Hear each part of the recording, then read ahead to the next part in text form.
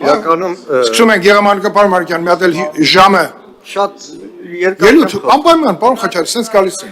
իրականում այս Դա նախագիծը բանը ռեգլամենտը 3 րոպեն բավարար է։ Շատ լավ, 3 րոպեանոց ելույթներ։ իրականում այս նախագիծը նաև հանրության լայն շրջանակներ կամավորները ստացել են մեկ տասնյակից ավել հասարակական կազմակերպությունների նաև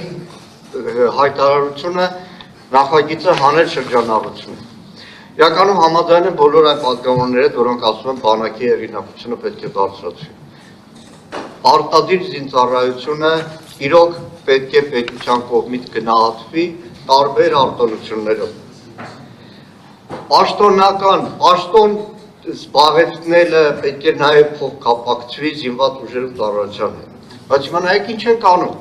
Այս մի դեռ բանակի ուզում ենք հեղինակությունը բարձրացնենք, կես ժամ հետո քվեարկելու է մի հատ ուրիշ օրենք ոստիկանության մասին, որտեղ ասում է ով կարող է դառնալ ոստիկան, անցել է պարտադիր զինվորական ծառայություն, բացառությամբ իգական սեռի քաղաքացիների եւ զինվորական ծառայության զինծառայող կարգավիճակի մասին օրենքով սահմանված կարգով զինվորական ծառայությունից ազատվելու դեպքերի։ Այսինքն առողջական պատճառով զինծառայությունից ազատվելը պետք կարա գնա քրեական ոստիկան դառնա օրինակ։ Նորմալ է, նորմալ չի։ Չի ծառայել բանակում նշանակում է ունի որոշակի սահմանափակումներ։ Հիմա Տիգրանին երկրորդում եմ, ինչ եմ մտածում գլխավոր շտապ, ես չեմ հասկանում, այսինքն ուղղակի լռել այն, ասում է, որ այո, մեկ ամսվա պատրաստություն։ Մի պայմանական ուսումնական զորամաս վերցնենք, զորակոչը եղել է, կա 3 հոգի, 1 ամսվա ծառայողա լինելու 4 հոգի, 4 ամսվա եւ մնացածը։ Ուսումնական ծրագրերը տարբեր են։ Նշանակում է նույն դասակում չեն կարող լինել, նշանակում է ուսումնական ծրագիրը իրականացնող սպաների թիվը պետք է ավելանա, բայց լավ ով գնացել է բանակ, ով հասկանում է, մեկ ամսվա մեջ ոչ մի բան չես կարողանում անել, ոչ մի բան չես կարողանում անել, եւ դառնում է իրականում մոբիլիզացիոն ռեսուրսի, մսեք գունդ, աստված մի արած է, որ պատերազմ լինի։ Հիմնավորումները պարոն Սարգսյանը որ վերում արտագաղթի պատճառը ծառայությունն է։ Ոչ, համաշխարհային բանկի տվյալ,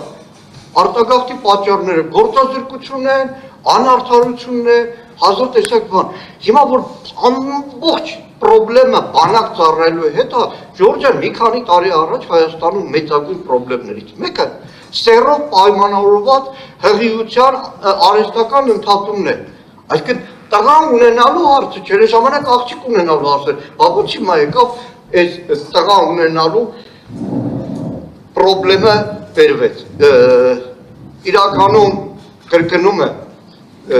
քաղաքացի կարող է նախաձեռնել, չի բացառում մենք նախաձեռնենք, բայց այս նախաձեռնությունը ունի լուրջ սահմանադրականության խնդիր, պատահական չի, որ փորձագիտական գրասենյակի եզրակացության մեջ հստակ ամրագրում, որ հակասում է սահմանադրության մի շարք նորմերի։ Երևի այսքանը շատ չեմ տանեմ